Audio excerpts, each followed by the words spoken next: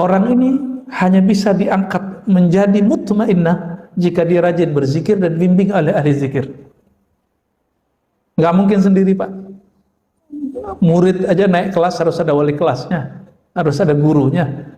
Masa nafs mau naik kelas nggak ada gurunya? Orang-orang kan egois, bilang, saya baca aja, saya ngaji di YouTube aja. Nggak bisa, itu masalah bukan ngaji di YouTube. Itu masalah adakah guide-nya yang akan membimbing kita berpindah dari nafs ke nafs. Jadi nafsu itu artinya apa? Bukan hawa nafsu, tapi gejolak jiwa. Nah, gejolak ini hanya bisa ditenangkan jika dia membaca nama Allah sesering mungkin, berpuasa seteratur mungkin, lalu naiklah dia ke nafs mutmainnah. Orang inilah nanti yang dipanggil di sisi Allah, ya ayyatuhan nafsul mutmainnah. Inilah yang disebut mati sebelum mati. Karena ini panggilan nanti kita sekarat, Pak. Tapi jika dia berhasil melawan nafsnya dengan zikrullah, puasa lahir batin, maka dia sudah mati sebelum dirinya mati. Gitu. Ini yang disebut mati pertama. Kematian yang mesti kita lalui.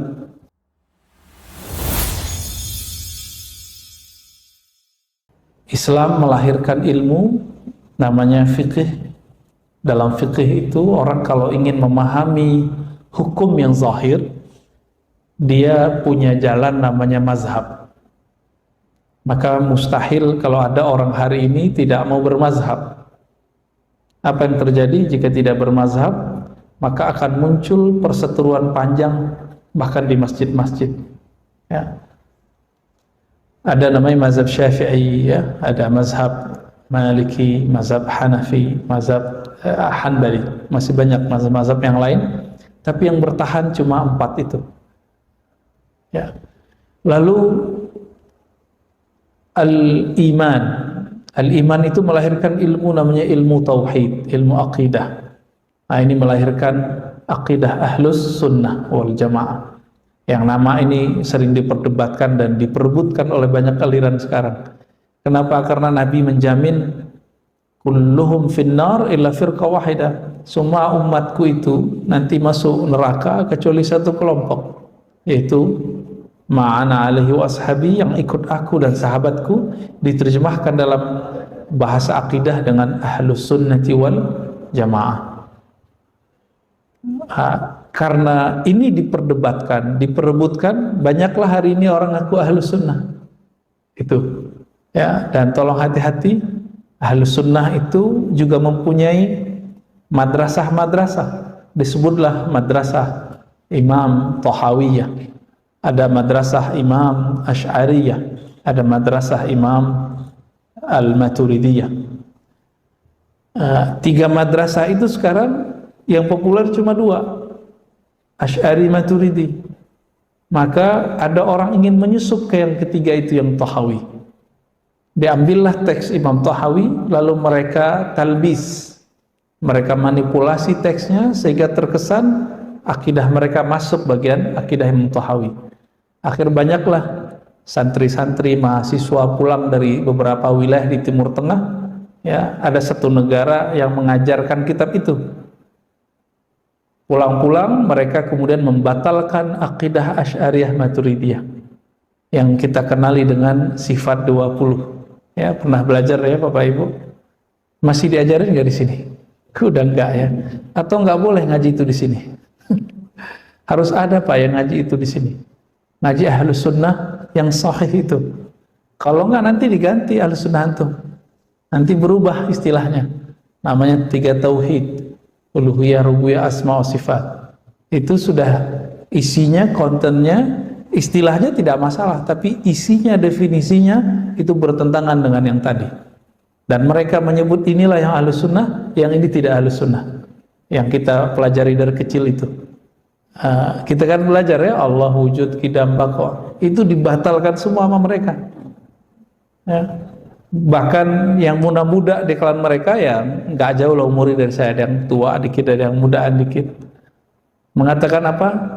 Pengikut Asy'ariyah sesat.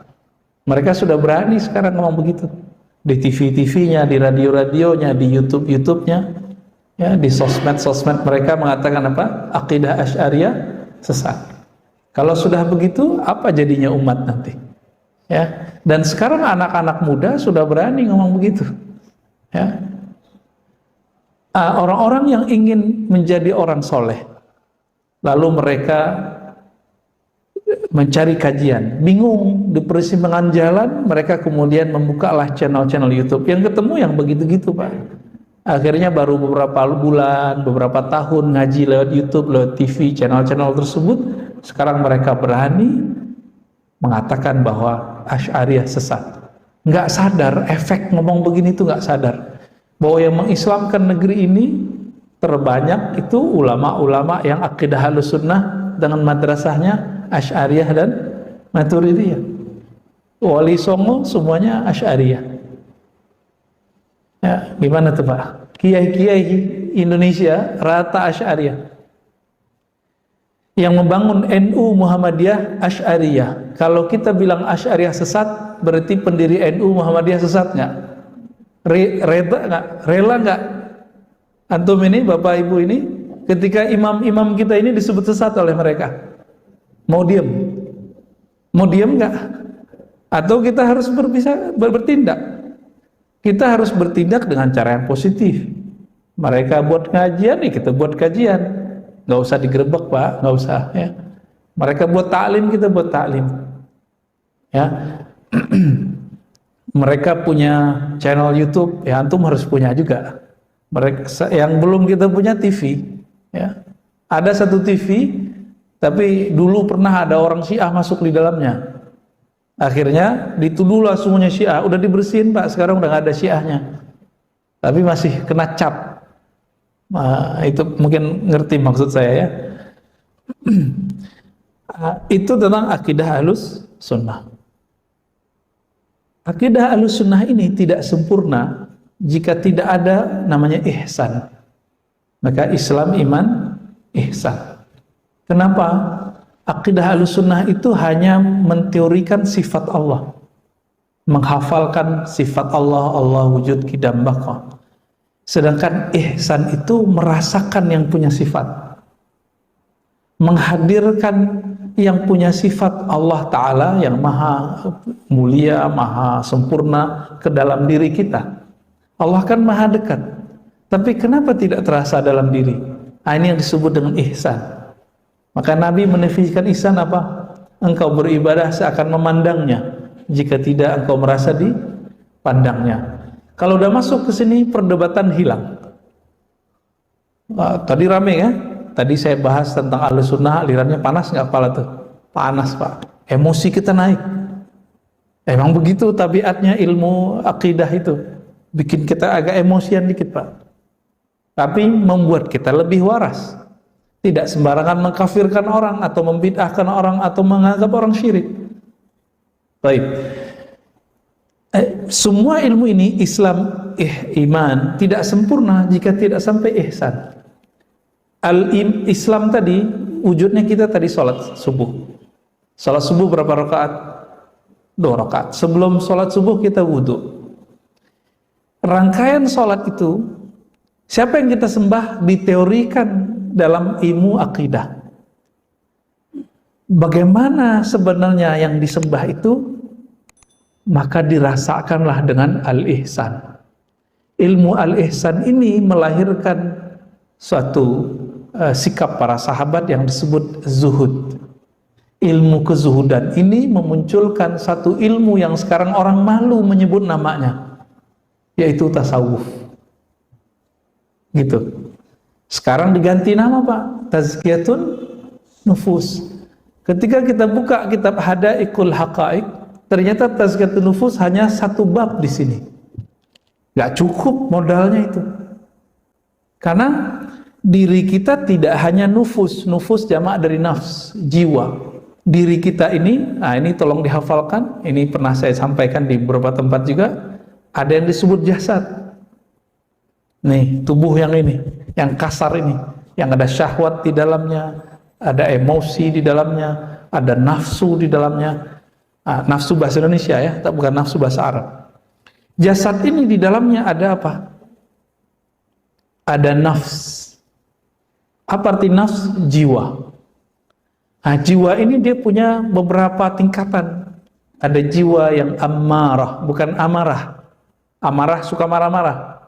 Kalau ammarah itu ammarah bisu, yang banyak menyuruh kepada keburukan. Itu si jiwa itu. Ya. Dan dia punya karakter yang banyak. Ya. Nanti kalau udah meninggal namanya disebut lawamah, suka mencaci diri sendiri. Maka ditandain orang kalau habis maksiat dia kemudian menyesal, ini namanya lawamah. Benar gak? Berarti dia sudah naik. Kalau amarah ini mirip psikopat, orang salah tidak merasa salah. Naik lagi mulhamah, kadang soleh kadang tidak soleh. Kalau di masjid semangat sholat sunat, kalau nyampe di rumah hilang semangatnya. Di masjid semangat ngaji, di rumah hilang semangatnya. Kalau ketemu guru, ketemu teman, semangat untuk membangun iman dalam diri. Tapi kalau sudah sendiri, kemudian maksiat pun dilakukan. Ini namanya mulhamah. Kadang terilhami berbuat baik, kadang terilhami buat buruk. Orang ini hanya bisa diangkat menjadi mutmainnah jika dia rajin berzikir dan bimbing oleh ahli zikir. Nggak mungkin sendiri, Pak. Murid aja naik kelas harus ada wali kelasnya, harus ada gurunya. Masa nafs mau naik kelas nggak ada gurunya? Orang-orang kan egois, bilang, saya baca aja, saya ngaji di YouTube aja. Nggak bisa, itu masalah bukan ngaji di YouTube. Itu masalah adakah guide-nya yang akan membimbing kita berpindah dari nafs ke nafs. Jadi nafsu itu artinya apa? Bukan hawa nafsu, tapi gejolak jiwa. Nah, gejolak ini hanya bisa ditenangkan jika dia membaca nama Allah sesering mungkin, berpuasa seteratur mungkin, lalu naiklah dia ke nafs mutmainnah. Orang inilah nanti yang dipanggil di sisi Allah, ya ayyatuhan nafsul mutmainnah. Inilah yang disebut mati sebelum mati. Karena ini panggilan nanti kita sekarat, Pak. Tapi jika dia berhasil melawan nafsnya dengan zikrullah, puasa lahir batin, maka dia sudah mati sebelum dirinya mati. Gitu. Ini yang disebut mati pertama, kematian yang mesti kita lalui. Nah, semoga nih Bapak Ibu yang hadir termasuk yang sudah sedang di tahapan itu atau mengarah ke sana. Di saat orang nggak bangun, kita bangun, alhamdulillah ya. Siapa yang bangunin kita, Bapak Ibu? Bangun sendiri atau alarmnya? Tapi pernahkah alarm bunyi nggak bangun-bangun? Sering ya. Buktinya bahwa alarm bukanlah yang membangunkan. Yang membangunkan tetap Allah. Karena secara ilmu rohani di surat Az-Zumar dikatakan Allah lah yang mewafatkan jiwa-jiwa. Yatawaffal anfus ya. Ada yang digenggam nggak dibalik-balikin, mati namanya, mati yang sebenarnya. Ada yang dilepasin, itu namanya bangun. Berarti kita tiap malam mati, Pak ya. Mau mati enak nggak? Sebelum tidur pakai adab tidur. Kalau udah tasawuf nanti ninggalin keluarga. Kalau udah tasawuf nanti nggak sholat. Itu yang terbayang oleh orang awam. Kenapa? Nanyanya ke orang awam. Tasawuf ini ilmu spesial. Banyak ustadz-ustadz yang tidak belajar tasawuf, dia awam dalam tasawuf, tapi dia berbicara tasawuf. Kira-kira apa jadinya? Dia pasti jelek-jelekin tasawuf. Jadi kalau Bapak search di Google, di YouTube, lalu ada orang berbicara tasawuf, tidak benar. Itu karena dia awam dalam masalah tasawuf. Ada yang hampir benar. Dikira tasawuf itu sesuatu yang berkaitan dengan zikir-zikir. Oke. Tapi ingat, tidak semua zikir-zikiran itu tasawuf. Ya. Zikir itu setara dengan tazkiyatun nafs. Dia hanya salah satu bagian dari tasawuf. Hanya salah satu. Karena apa? Karena ada orang berzikir bukan untuk Allah. Ada zikir untuk kesaktian, ada zikir supaya rezekinya lancar, Ada zikir supaya nggak kebaca oleh KPK, itu banyak tuh ya. Ada zikir supaya pilkada besok kepilih. Yang begini ini itu bukan zikir sufi, bukan zikir tasawuf. Jadi di kesempatan mulia ini saya ingin mengajak kita membaca lebih jernih. Itu bukan tasawuf. Ini saya bawakan kitabnya. Ini kitab tasawuf. Nggak ada Pak ketemu yang dibayangkan orang semua itu. Semua ini adalah ajaran Ahlus Sunnati wal Jamaah. Dalam fikih ada namanya istighfar. Astagfirullah, astagfirullah. Selama ini istighfar nggak Pak? Baca istighfar ya. Tapi dari mana kita tahu kita istighfar karena apa, untuk apa, dan sampai level mana? Itu tahunya pakai kitab ini nanti. Maka Imam Ghazali, Abu Hamid Al-Ghazali dalam Ihya Ulumuddin mengatakan, beda ilmu fikih dengan ilmu tasawuf itu satu aja. Ilmu fikih mengetahui ibadah sah atau tidak sah, sunnah atau bid'ah, boleh atau tidak boleh. Orang mengira ini ilmu segala-galanya. Akhirnya sekarang anak-anak muda pada doyan ngomong sunnah bid'ah, ya kan? Padahal itu belum semua. Itu baru sepertiga bagian agama kita. Sepertiganya di akidah, sepertiga pelengkapnya, penyempurnanya adalah ilmu tasawuf. Apa kata Imam Ghazali? Menjelaskan hadis ihsan tadi. Jika fikih mengetahui halal haram, boleh tidak boleh, sunnah bid'ah, sah batal, maka ilmu tasawuf ini lebih unik. Ma'rifatur rad wal qabul. Mengetahui amal diterima atau ditolak, ditolak atau diterima. Canggih nggak Pak? Antum bisa detek nih, ini amal saya diterima apa enggak, itu bisa ketahuan Pak di dunia. Kan selama ini orang bilang hanya Allah yang tahu. Enggak, kita bisa tahu. Ada indikatornya. Ada indikatornya. Ini sebagai contoh. Pengikut Imam Ghazali tapi udah belakangan, namanya Al-Imam Al-Kattani. Ya, dalam kitab beliau mengatakan Dairatul Kaun, ya. Apa kata beliau? Ciri paling sederhana ibadah orang tidak diterima, contohnya sholat, habis sholat langsung kabur Pak. Ini ciri-ciri sholatnya dilempar langsung sama dia. Pernah nggak ngeliat? Atau kita merasakan itu? Diusut, coba diingat-ingat, kenapa saya buru-buru habis sholat bergerak ke arah lain, ke dunia? Karena di dalam sholat kita sudah ngancang-ngancang mau jalan kemana, mau ke arah mana. Sholat begitu diterima nggak? Dalam surat Thaha ayat 14 Allah berfirman, aqimis salata lidzikri. Dirikan salat untuk mengingatku, menyebutku. Ini kita salat, kita ingat jalan keluar masjid. Nah, nanti aku kalau keluar lewat sini, ntar pernah begitu? Jujur aja Pak, nggak apa-apa kok. Ya, sama kok kita. Saya juga pernah begitu. Ya. Emang begitu, itu syaitan kerja Pak. Apa kata syaitan dalam hadis yang sahih? Jika seseorang sholat, maka syaitan mengatakan uzkur kaza, ingatlah ini, ingatlah itu, ingatlah ini, ingatlah itu. Itu sebabnya banyak yang teringat kalau lagi sholat. Benar ya? Nabi sendiri kok yang ngabarin. Nabi sendiri yang ngabarin. Bedanya Nabi Muhammad SAW, syaitannya, qarinnya sudah masuk Islam. Maka setan dan qarinnya udah nggak berdaya memperdaya Nabi, justru ikut sholat sama Nabi Sallallahu Alaihi Wasallam. Nah kita kan qarinnya belum Islam semua nih Pak. Yang punya hak mengislamkan qarin cuma Al-Ghaus, namanya wali tertinggi. Kalau di fikih namanya mujtahid, imam mujtahid. Kalau ini Imam Al-Ghaus, bukan namanya Ghaus, bukan. Itu gelarnya. Kalau di akhir zaman ya Imam Mahdi. Ya, hanya itu yang bisa mengislamkan. Saya nggak bisa mengislamkan ya Pak, itu bukan otoritas saya ngabarin doang. Ya. Nah, sekarang kita masuk ya. Jadi tasawuf apa tadi? Ilmu mengenai ihsan. Apa faedahnya? Mengetahui amal diterima atau ditolak.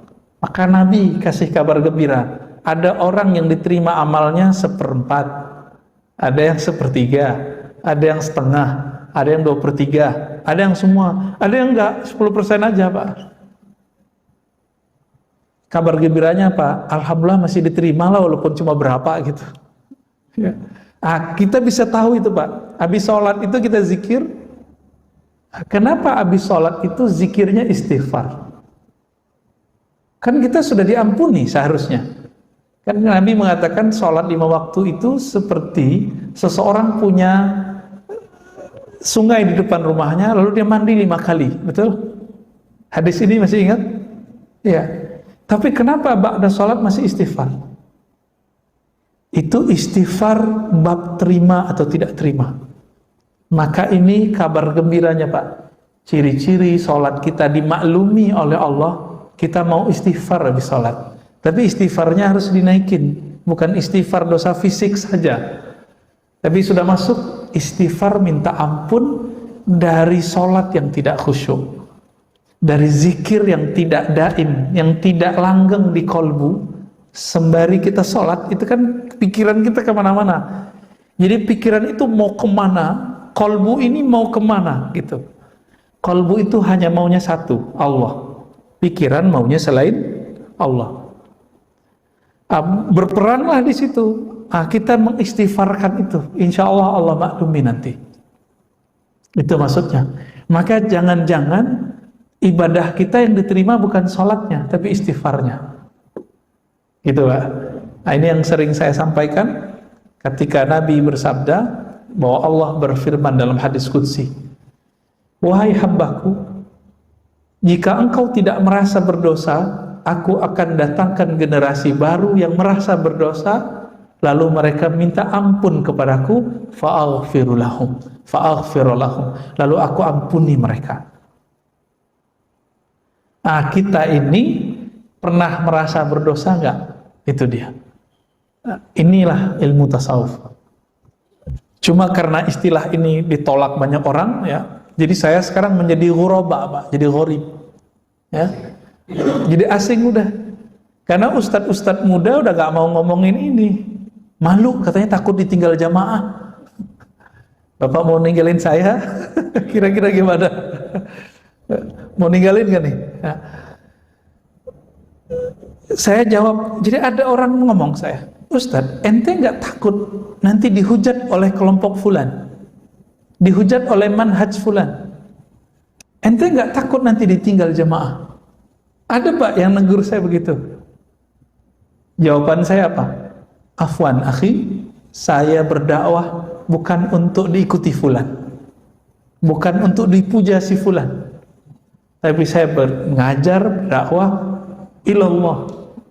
Saya belajar untuk membawa diri saya kepada Allah dan mengajak kawan-kawan kita kepada Allah semampu kita. Jika tidak mau ya sudah, ya. Udah gitu aja Pak kita jawab. Dan sampai hari ini dia gak mau ngajarin tasawuf, ya. Kalaupun ngajarin itu dikasih judul lain. Kita katakan, mau sampai kapan ente begitu? Ya. Di zaman sudah begini, orang sudah terang-terangan memerangi ahlus sunnah, perangkat-perangkat ilmu ahlus sunnah.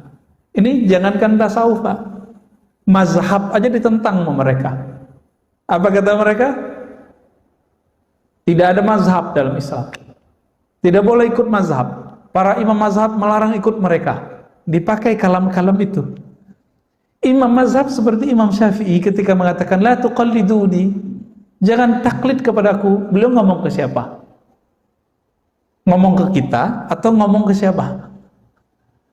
Kira-kira ada bayang-bayangin nih. Imajinasikan Pak, beliau ngomong ke siapa? Orang yang diajarinnya disebut siapa? Muridnya. Muridnya itu siapa aja? Muzani, Muradi, Buwaiti, Humaidi. Itu level-level gurunya Bukhari semua Pak. Humaidi terakhir yang saya sebut, itu gurunya Imam Bukhari. Selevel mereka, Ahmad bin Hambal, Ishaq bin Rawi, murid semua. Apa kata Imam Syafi'i? Jangan taklid kepadaku. Kenapa? Imam Syafi'i sudah memberikan perangkat ilmu kepada mereka. Nih, kalau ada dalil, ada persoalan, kamu olah sendiri. Tapi kalau bapak-bapak ini yang nggak pernah nyantri dulu udah lupa, udah nyantri masuk kuliahnya juga nggak jelas, ya. Ini berapa tahun UIN IAIN itu terjajah oleh kurikulum-kurikulum yang nggak jelas, ya lama Pak, lama sampai ya sekarang kemudian mereka mulai sadar lagi, dibalikin lagi itu yang kurikulum lama-lama itu, ya. Lama buku terjemah yang dibaca, akhirnya kawan-kawan kita santri-santri masuk UIN IAIN nggak bisa baca kitab lagi Pak, padahal mereka lebih vokal daripada yang tamatan Timur Tengah. Timur Tengah kan nggak ada presentasi. Coba tanya teman-teman kita Timur Tengah, presentasi kuliah itu nggak ada. Maka kalau ngomong tuh ngedoktrin kebanyakan, ya nggak semua. Kalau anak UIN, anak IAIN, enggak. Mereka ketika menjelaskan sesuatu itu ya bisa berkilah dulu, berteori dulu, karena udah biasa berdebat. Cuma baca kitabnya udah mulai longgar. Nah, saya 7 tahun ngajar di UIN sampai 2019. Saya menghidupkan dari 2012 itu saya menghidupkan ngaji kitab. Jadi kuliah itu ngaji kitab, dibawa ke teater, semua kelas tuh pakai kitab.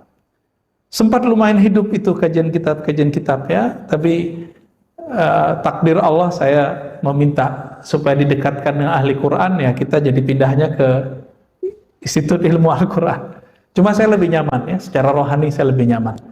Maka kita berharap UIN IAIN sebagai corong ahli sunnah nanti bisa kembali ke khitahnya. Amin ya rabbal alamin.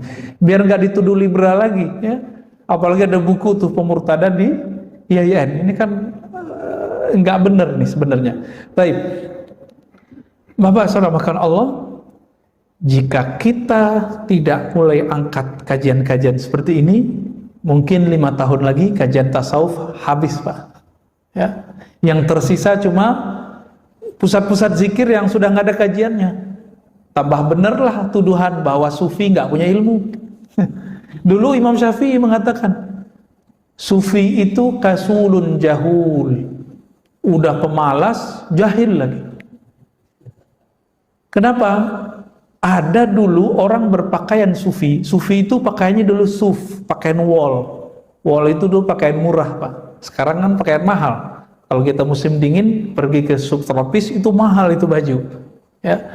Imam Syafi'i melihat ada orang pemalas nggak mau ngaji, nggak mau bekerja dan jahil, pakai baju sufi, maka beliau sindirlah, ya sufi ya begitu. Diabadikanlah kalam ini dalam kitab Manaqib Imam Syafi'i karya Imam Al-Baihaqi. Tapi di bagian lain Imam Syafi'i memuji sufi, kok ini nggak ditampilkan?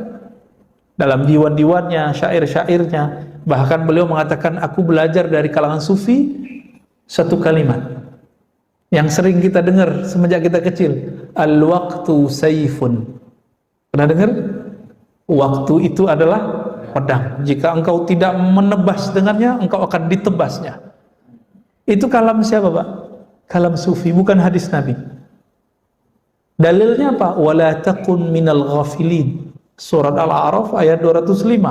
Jangan kamu jadi orang yang lalai dengan waktumu, dengan masamu. Diturunkan makna itu oleh sufi menjadi al-waqtu saifun. Dulu saya konsen kajian hadis, sibuk ngurusin hadis dhaif, sahih, dhaif, palsu.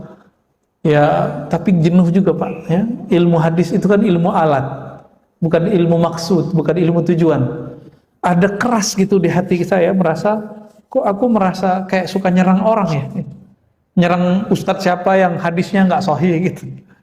Akhirnya saya kemudian kembali ke kajian ahli sunnah yang kajian akidah.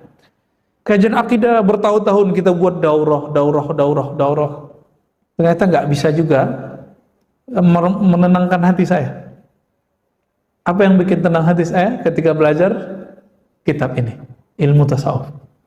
Nah, maka saya sedang berbagi sharing pengalaman ketenangan itu. Semoga nanti Bapak Ibu memburunya, mencarinya sendiri. Ya, cari gurunya, cari ahlinya. Kita masuk saja ke kitab Al-Babul Awwal, bab pertama. Bab pertamanya dimulai dari taubat. Apa arti taubat? Sering dengar kata taubat nggak? Kita biasanya sering bilang, kalau teman kita jarang ke masjid, tumen lo taubat, kan gitu. Ya, itu bukan taubat Pak, bukan itu yang taubat. At-taubah itu kalau bahasa Arab ar-ruju', kembali, berbalik dari dosa. berpaling dari dosa. Ar-ruju' 'anidz dzamb. Dosa itu dibagi 3. Dosa fisik, dosa batin yang namanya nafsiyah, jiwa, kolbu, ada dosa rohani. Jadi tiga pangkat dosa. Dosa fisik ya mata yang nakal, telinga yang mendengarkan yang nggak benar. Nah ini orang awam semua udah beres.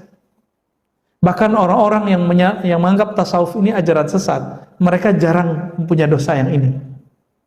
Tapi ada dosa kolbu, dosa nafsiyah, merasa lebih pintar, itu sombong namanya, merasa lebih benar, merasa imamnya ahli bid'ah, dia ahli sunnah.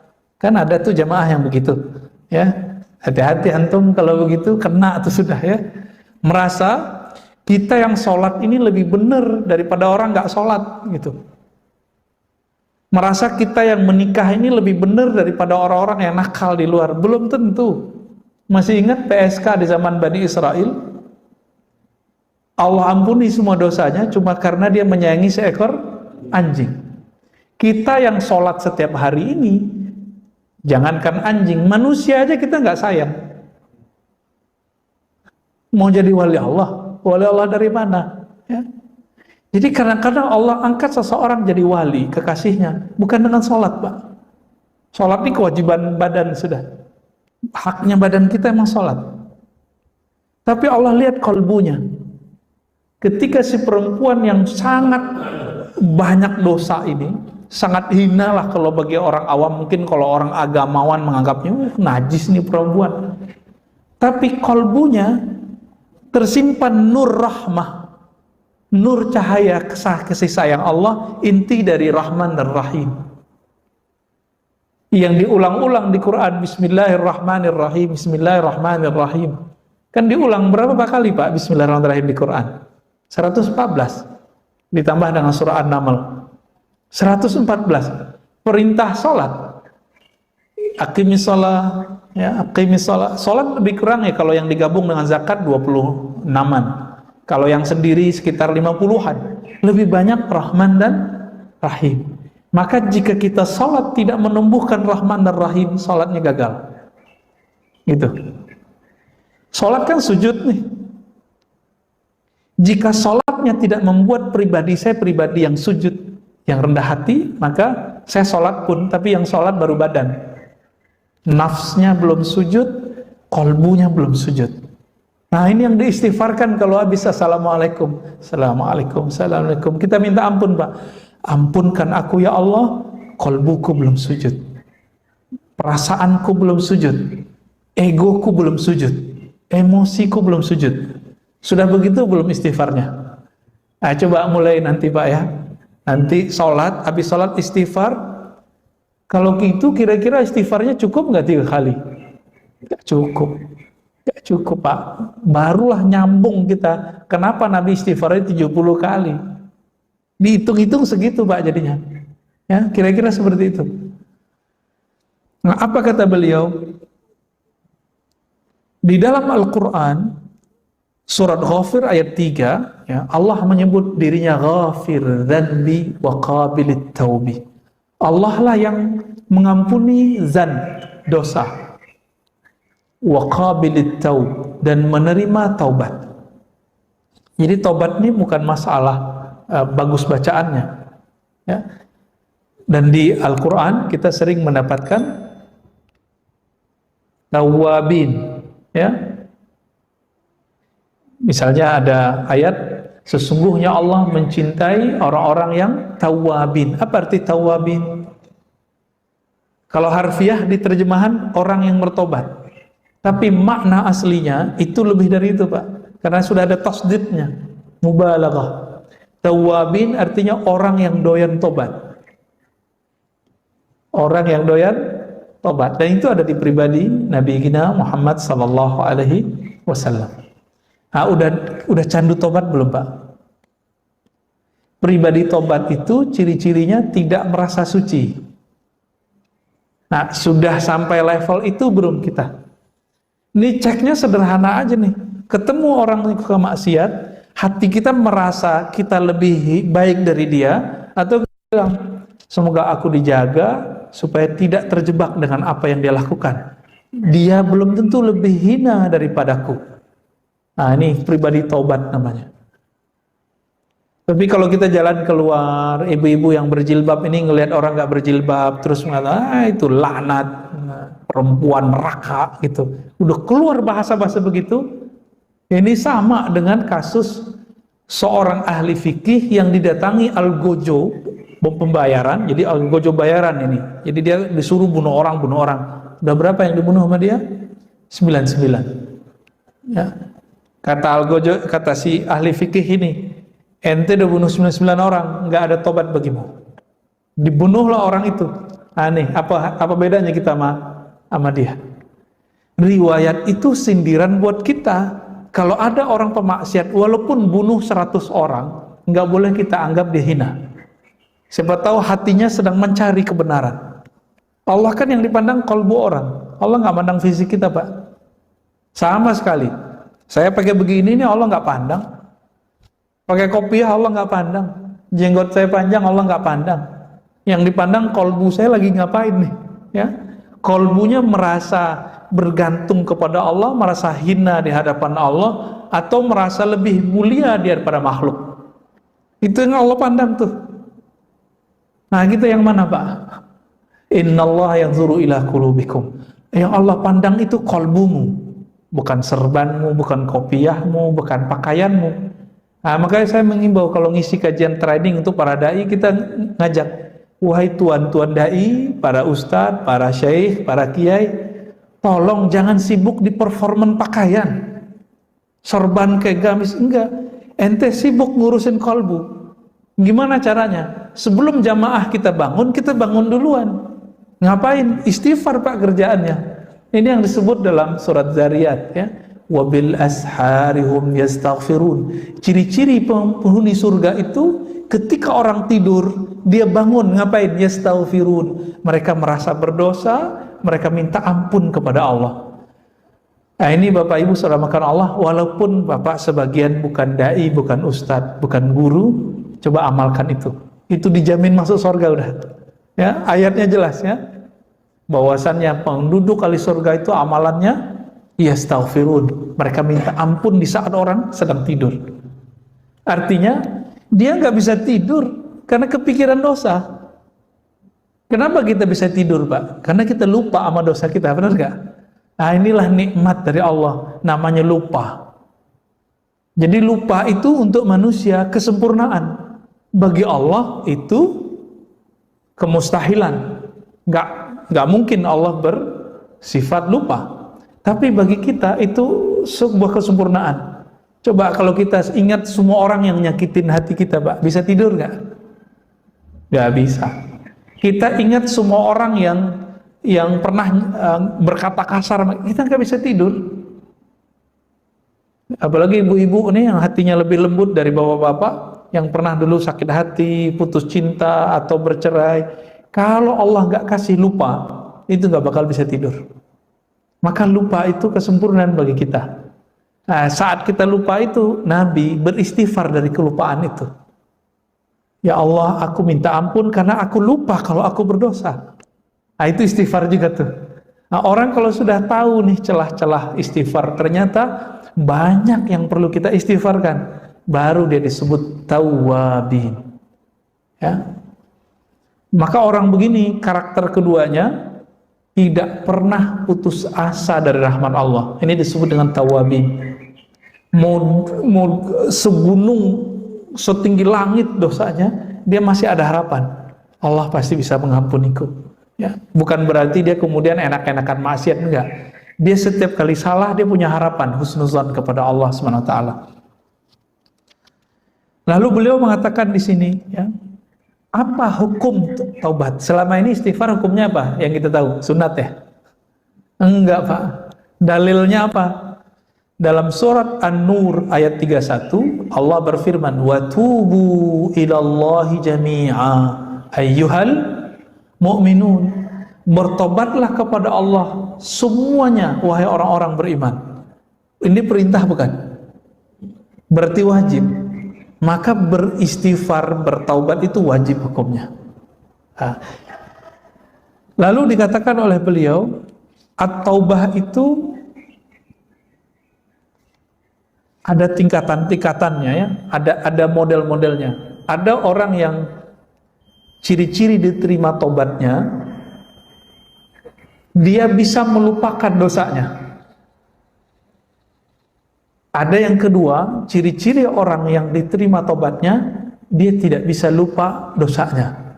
Ternyata ini perbedaan antara dua guru dan murid.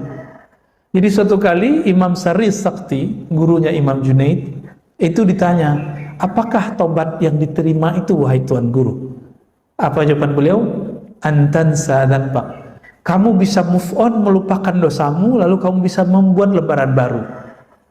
Ini menurut Imam Sari Sakti. Kalau Imam Junaid, muridnya apa? Muridnya lanjutan dari yang tadi. Ketika ditanya, gurunya sudah meninggal. Menurut gurunya begitu, tapi ketika beliau menjelaskan kepada murid-muridnya, taubat itu ketika engkau selalu ingat bahwa engkau berdosa. Beda kan terjemahnya? Engkau mengingat dirimu bahwa dirimu adalah pendosa, sehingga merasa hina terus di hadapan Allah Subhanahu wa taala. Allah ketika nyuruh kita baca Quran, perintahnya apa? Fasta'iz billahi minasyaitonir rajim. Berlindunglah kepada Allah dari syaitan yang terkutuk. Kenapa? Karena banyak orang baca Quran ada riya dalam dirinya. Banyak orang baca Quran, dia merasa lebih benar dari orang lain. Mau imam, mau jamaah sama. Semoga kita nggak masuk ke bagian yang itu, ya.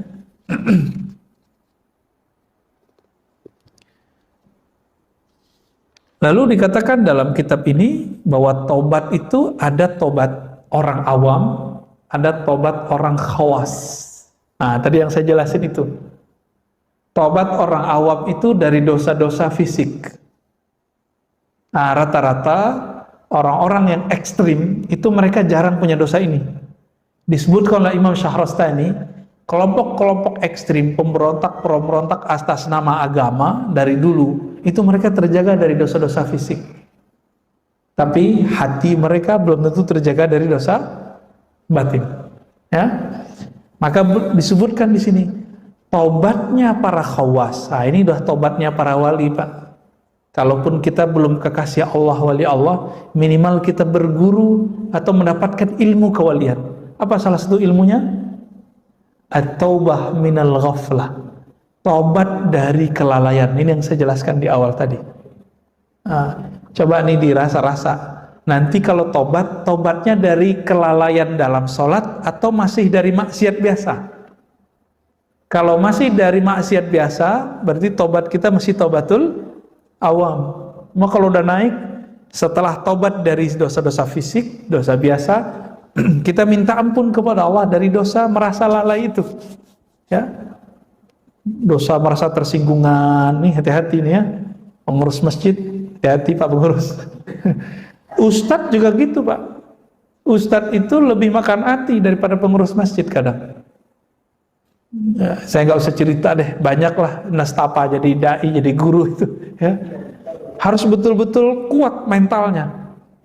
Kalau enggak, rusak, ikhlasnya rusak. Itu istighfarnya berat lagi tuh ya. Makanya dai-dai itu kadang futur. Dia kemudian down.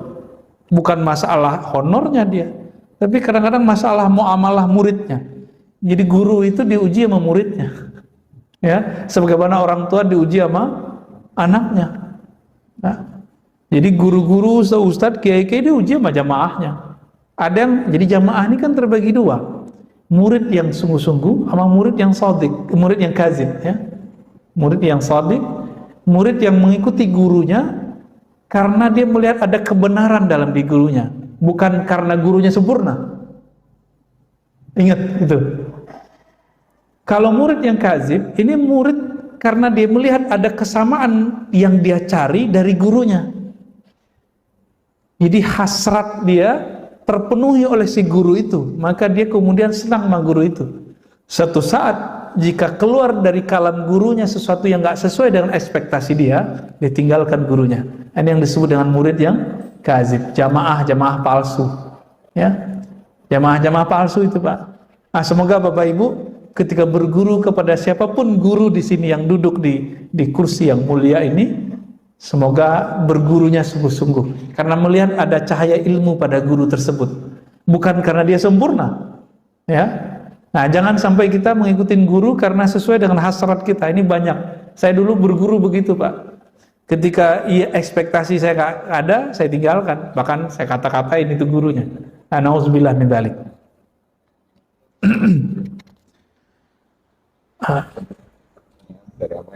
Ataib. Wah, canggih amat antum pakai online. Baik, ini ada berapa waktu lagi? 5, 10? Baik, ini ada pertanyaan ya. Pak Lukman Hakim, Pak Ustadz, syukron materinya. Bagaimana realisasi ibadah mahdhah? Ibadah mahdhah itu ibadah murni. Dengan ghairu mahdhah, ibadah yang tidak murni. Contohnya ngaji. Ngaji ini kan ghairu mahdhah. Apalagi kita kerja, niatnya menafkahi keluarga. Itu ibadah, Pak. Itu ibadah juga. Disebut ibadah ghairu mahdhah, ibadah yang tidak murni. Apa yang kita harus lakukan dalam merealisasikan ibadah mahdhah dan ghairu mahdhah ya? Di mana kebanyakan kami adalah orang awam. Jadi beliau lagi bertanya tentang cara menerapkannya. Allah berfirman ya dalam Al-Qur'an, "Wa ma khalaqtul jinna wal insa illa liya'budun." Masih ingat ayatnya? Tidaklah aku ciptakan jin dan manusia kecuali untuk ya'budun. Ya'budun secara harfiah artinya menyembahku. Tapi berkali-kali saya menerjemahkan ya'budun artinya mengenalku. Ibadah mahdhah, ibadah fisik kita dan kolbu. Itu sholat, zakat, haji, umrah, sholat sunat. Ibadah ghairu mahdhah ini ibadah yang isinya untuk mengisi rohani, tapi kadang-kadang fisik kita nggak kebawa. Dan perlu diketahui kadang-kadang ghairu mahdhah itu secara kualitas lebih tinggi daripada mahdhah. Kadang-kadang lebih wajib daripada mahdhah. Contohnya, ketika ada ta'lim, kita masuk masjid, mau tahiyatul masjid, lebih dahulukan tahiyatul masjid atau ta'lim? Tahiyatul masjid apa ta'lim? Tahiyatul masjid sunat nggak? Ta'lim itu wajib atau bukan? Wajib, cuma dia ghairu mahdhah. Wajib tapi ghairu mahdhah. Gitu, Pak. Nah, nanti bisa diterapkan semuanya nih ya. Termasuk sholat syuruk. Tapi antum terserah ya, kita nggak paksa. Kalau mau sholat silakan. Cuma kalau ngikutin ilmunya, kajian masih berjalan, lalu syuruk masuk. Nah, tinggal pilih yang sunat atau yang wajib. Gitu. Itu nggak masalah ya. Terus apa saja yang kita niatkan untuk Allah, untuk membantu hamba-hamba Allah, keluarga kita kan hamba Allah, maka itu ibadah ghairu mahdhah. Apalagi kalau Bapak ini kerja, niatkan saya nanti mau zakat dari kerjaan ini. Udah Pak, itu dari awal berangkat sampai bulan besok dapat gaji, itu semua dihitung ibadah. Ya, dihitung ibadah semua. Tapi ingat juga, ada ibadah mahdhah karena niatnya tidak benar, itu nggak dapat apa-apa. Saya sholat supaya disebut ahli ibadah. Ya, saya ngajar, ghairu mahdhah nih. Saya ngajar supaya disebut orang alim, supaya disebut ustadz sunnah, ustadz aswajah. Ya, nah ini ibadah ghairu mahdhah ataupun mahdhah nggak dapat apa-apa saya. Paling-paling dapat honor. Pulang-pulang cuma dapat honor, nggak dapat pahala saya. Nah, inilah kejadian guru-guru di madrasah, kiai-kiai di pesantren. Kalau mereka tidak main kolbunya di sini, realisasi mahdhah ghairu mahdhahnya tidak berhasil. Tujuan dia mengenal Allah tidak berhasil. Tadi coba diartikan, aku ciptakan jin dan manusia, tidaklah aku ciptakan mereka kecuali untuk mengenalku. Maka semua aktivitas mengenal Allah itu adalah wajib. Mau bentuknya ta'lim, mau bentuknya zikir, mau bentuknya sholat, maka kita nggak perlu benturkan. Kalau ada teman kita tadi waktu masuk masjid dia sholat sunat dulu, padahal kita lagi ta'lim, nggak masalah Pak, biarin. Kenapa? Mungkin dia menganggap itulah mengenal Allah, nggak ada masalah. Sama misalnya antum lagi ta'lim, masuk syuruk, ada orang sholat sunat, berarti mungkin itu pemahamannya, itu tidak masalah juga. Tapi kalau ngikutin ilmu ma'rifatullah, mengenal Allah sesaat itu lebih afdal dari 1000 rakaat. Dalilnya mana? Ada dalam Sunan Ibnu Majah, ya. Dalam Sunan Ibnu Majah disebutkan 2 riwayat. Satu riwayat menyebutkan satu bab ilmu lebih utama daripada 100 rakaat. Di riwayat kedua lebih utama daripada 1000 rakaat. Satu 100, satu 1000. Ini cuma menunjukkan kualitas. Tergantung ilmunya ngarahin kemana nih? Ngarahin mengenal Allah atau mengenal selain Allah. Jika mengenal Allah, maka satu nafas yang kita tarik saat kita ngaji lebih afdol daripada 1000 nafas yang kita tarik waktu kita ibadah. Berarti ibadah ini 2. Ibadah fisik bernama ya kita sedekah, kita sholat. Ada ibadah ruh. Apa ibadah ruh? Ma'rifatullah, mengenal Allah SWT. Nanti Pak, kalau Allah izinkan kita masuk surga, Bapak akan ingat kalam saya ini. Kalau kita masuk surga, amin. Yang kita rindukan nanti ketika masuk surga 2 aja. Saat zikir salat, yang paling dirindukan lagi saat kita ngaji ma'rifatullah. Saat-saat itu yang akan dikenang. Zikir salat, ma'rifatullah, mengenal Allah. Kita akan merindukan itu. Ya. Dan kita menyesal, ya Allah, kenapa dulu hidupku tidak dihabiskan untuk mengenang Engkau di dunia, untuk bermakrifat kepada Engkau, untuk sholat kepada Engkau di dunia.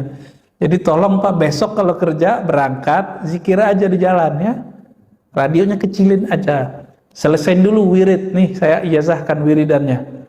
Pertama istighfar 100. Ini wirid para sahabat Nabi, kemudian dirumuskan oleh Imam Abdul Hasan Asyadzili. Pertama apa? Istighfar 100, sambil jalan aja ya, lihat aja tuh jamnya, kira-kira kalau udah 3 menit selesai, 3 menit atau 5 menit selesai, 15 menit doang atau 20 menit. Yang kedua, la ilaha illallah, sama kan zikir-zikir lama juga kan. Ini yang kita sebut di khutbah kemarin. Jika ada orang membaca la ilaha illallah, ada orang baca gitu dari kalbunya, Allah kan selalu mandang kalbu kita.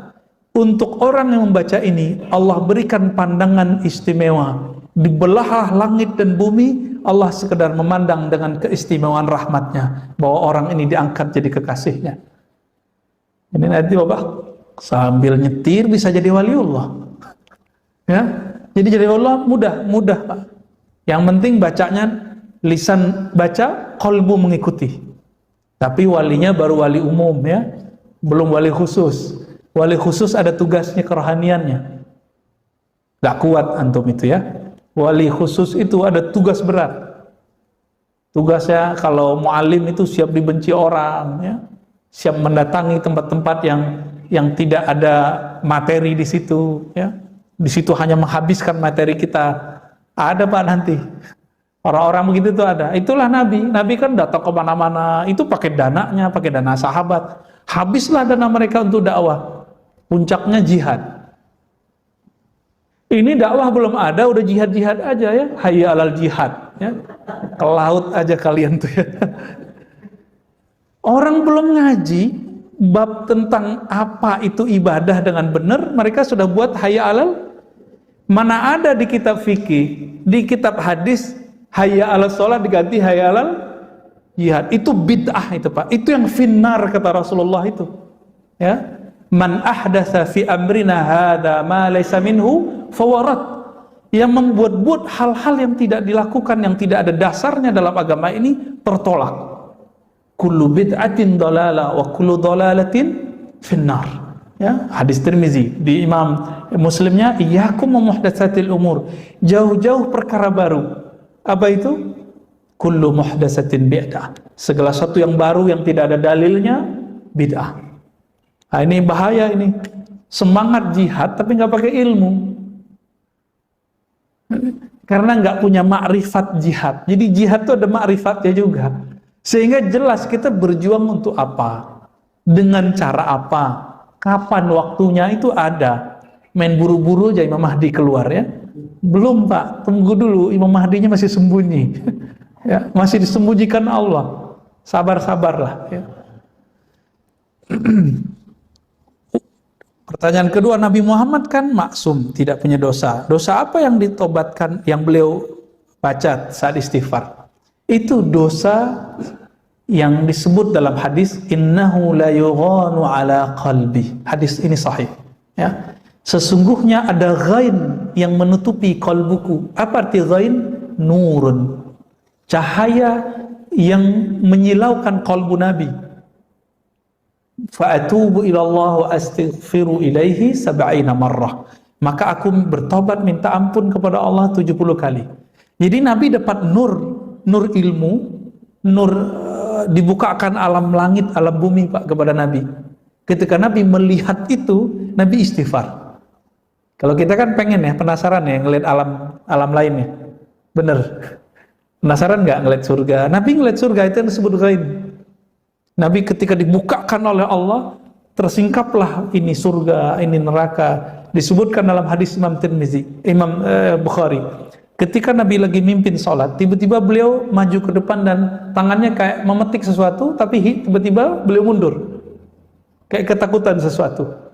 Ketika sholat beliau cerita, tahukah kalian kenapa aku maju dan ingin memetik sesuatu? Aku melihat ada pohon-pohon surga dan buah-buahannya, tiba-tiba aku ingin memetiknya. Lagi sholat tuh. Coba kalau imam kita begitu kan? Sholatnya nggak selesai-selesai Pak. Tiba-tiba dalam waktu sekejap berubah, Allah ganti yang dilihat Nabi adalah neraka. Maka beliau mundur. Nah, Nabi memandang itu tersilaukan oleh akhirat, ini yang disebut ghain.